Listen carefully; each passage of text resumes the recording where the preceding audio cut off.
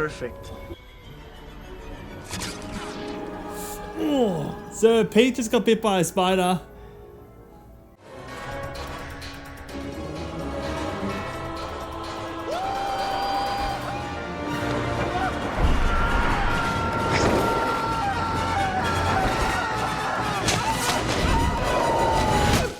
Nostalgia really is a funny thing. It makes us remember things that might not be entirely accurate. It can sway our opinions on things and even cause us to rush to the defense of something that really probably isn't worth defending. It makes us misremember or put things on a higher pedestal than what they may perceivably deserve. So Spider-Man for the PS2, is it actually as good as we remember, deserving of the high praise, or are we all blinded by our nostalgia derived from a time where life was simply easier? I remember firmly planting my ass on the disgusting sticky floors of a Big W for hours, just replaying the same demo level over and over again. I was amazed by the graphics, the game's ability to let me swing anywhere I wanted, and feeling like this was the peak of gaming, like nothing could get better than this. Did you guys have Big W? More like this game is Big W, am I right? Somebody clean these fucking floors? There's kids here. Now, when anyone looks to play a Spider-Man game, there are some pretty fundamental things that fans can expect to be included. There's the combat side of things and how well the game captures the fantasy of playing as Spider-Man. There's the web swinging and the freedom that affords. People also look to the roster of notable villains that you'll be pitted up against, and of course, we can't forget being told that with great power comes great responsibility 1,000 times. Just be careful who you change into. You're feeling this power of becoming a man, and with this great power comes great responsibility. Don't worry, Pete, I'm sick of hearing it too. So Spider-Man on the PS2 is kind of a loose movie tie-in to the first Sam Raimi Spider-Man movie. I say loose because a lot of what happens in this game just does not happen in the movie at all. You run into other Spider-Man villains that don't appear in the Raimi's first movie, like Shocker, Vulture, and Scorpion. On top of that, you'll also be finding a healthy helping of goons and generic robots, and to take them all down, you need a decent combat system. So does this game deliver in that department? Well, it's kind of hit or miss. There is a large list of combos that you can see from the very start of the game, and you can unlock these by finding spider logos throughout the levels. It shows players from the start that you can unlock combos by these golden logos, and it gives the players an incentive straight off the bat. You want more things to do in the combat department? Well, you're in control of that. It's a very practical way of handling collectibles rather than just saying collect X number of things for no apparent or good reason. Conversely, it also tells the players that if they don't explore and find these logos, they'll just get a lesser experience when it comes to the game's combat. You do start with a few combos to be sure, but obviously the more you unlock, the better the overall experience will be. There really is a good mixture here of both punching and kicking moves, as well as web attacks like pulling enemies closer, cocooning yourself and exploding, and shooting off Mega Man pellets. And to be honest, for the time that this game came out, the combat was done fairly well. However, one crucial thing is missing here. You know how Spider-Man is really well known for his spider sense? Remember how that's kind of his whole shtick? Well, unfortunately in this game, his spider sense is purely reduced down to cinematics, in-game cutscenes, and stealth missions. It isn't really baked in as one of the core features for combat, which starts to snowball this game's downfall. Some of the later enemies give you no warning that they're about to attack, and they also take a huge amount of health off. This combination can be absolutely deadly and makes you feel incredibly weak, even just on a normal difficulty setting. This is especially annoying when you have waves of robots that shoot bullets and missiles at you from behind, so you're given no warning and you just have to cop it on the chin like a champ. Or like your mum. To add, there is no dodge button either to get out of the way of the incoming attacks. The best you can do is try to jump, web zip, or start swinging out of the way. Jumping rarely does anything. Web zipping only works if you're facing the direction of something close enough to you to web zip to, and the swinging starts off on a very slow pendulum that eventually builds up in speed. Not the best set of options if you're looking to quickly evade. Now the game also introduces many aerial combat sequences too, which is cool.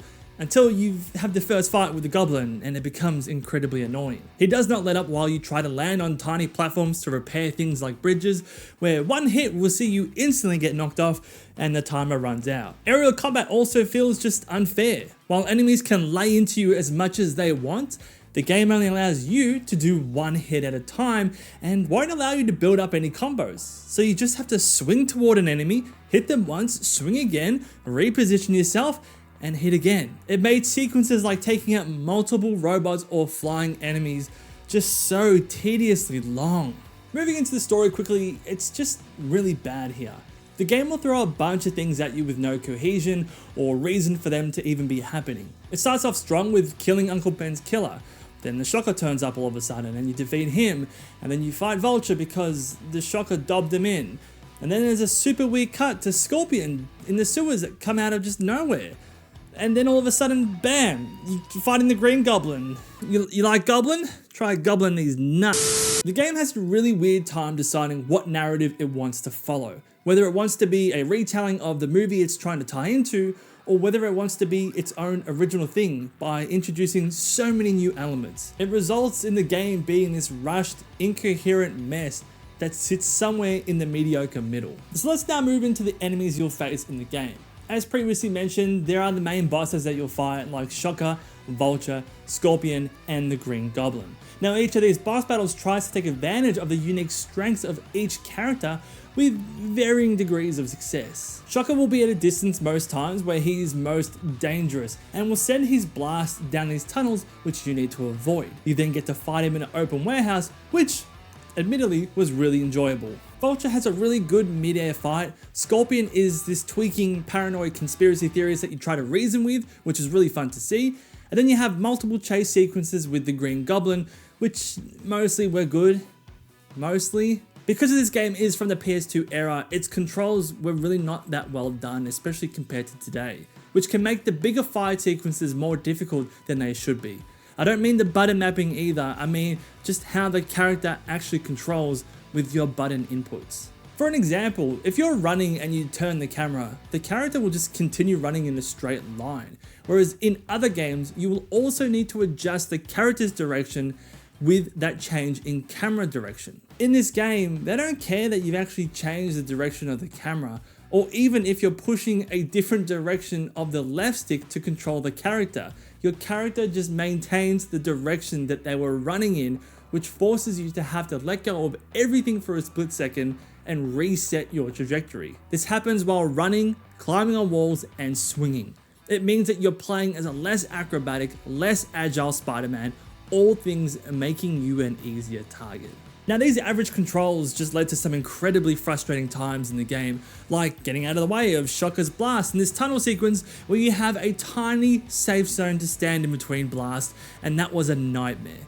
You had to be so precise, and the game just isn't built to allow for such precision. Stopping these bombs with a really tight timer, keeping the poor controls and lack of spider sense to avoid enemy attacks in mind, started to become the bane of my existence. I mean, look at this shit. I can't even dodge mid-air and I can't get out of the way, but these robots can just have their way with me. It was just fucking impossible. If it wasn't the barrages of ammunition being fired up my ass, it was the shortest shit timer to get to the next bomb. You either go to the next bomb with lower health and hope to God you don't get shot at and killed, or you collect the nearby health and that takes up too much time on your timer, which results in another mission failed. I fucking hated this. And it's in these moments where you really rely on the controls and agility of the character you're playing as that you begin to see where the game's faults lie. From this point on, the game takes a steady decline and completely destroyed any nostalgia I had for it. If the insane robots weren't enough, you're then thrown into multiple crappy stealth sections where you need to collect 5 pieces of one password or avoid being detected by cameras or lasers. And as you can imagine, with the really crappy controls, stealth missions just absolutely suck here. Needing to be precise in your movements, only for the game to refuse immediate direction changes, resulted in so many unwarranted deaths. Now after you finish this stealth level, the game gives you another where you have to go into different rooms and activate a bunch of switches to prevent a chemical weapon from being unleashed, but by putting all this rubbish right at the end of the game, you stop any and all momentum that was being built after you fought the Green Goblin, and it just made me loathe the idea of finishing this game. It was such a pain to get through, and I can't believe I actually don't remember doing this as a kid. Maybe that's why I'm so unhappy as an adult. My childhood was full of this shit.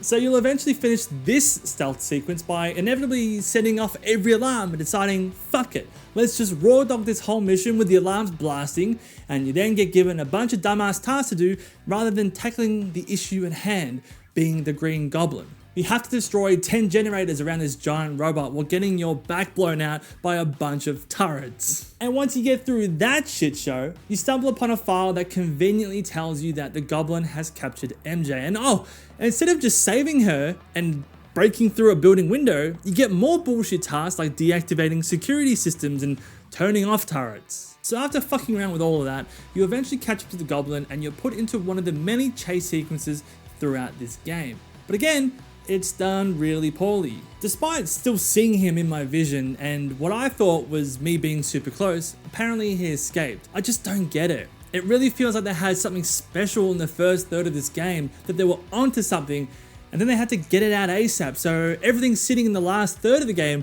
feels rushed or untested and poorly optimized. Eventually you get to the final level where you defeat the Goblin, but with just how horrible the last hour was, it completely soured the entire experience of the game and really just showed me that I was remembering this game with so much nostalgia. There are some saving graces though, like Toby, Willem and Bruce Campbell returning to voice their respective characters, and it's always just a treat to be insulted by Bruce through the hilarious training sequence in this game.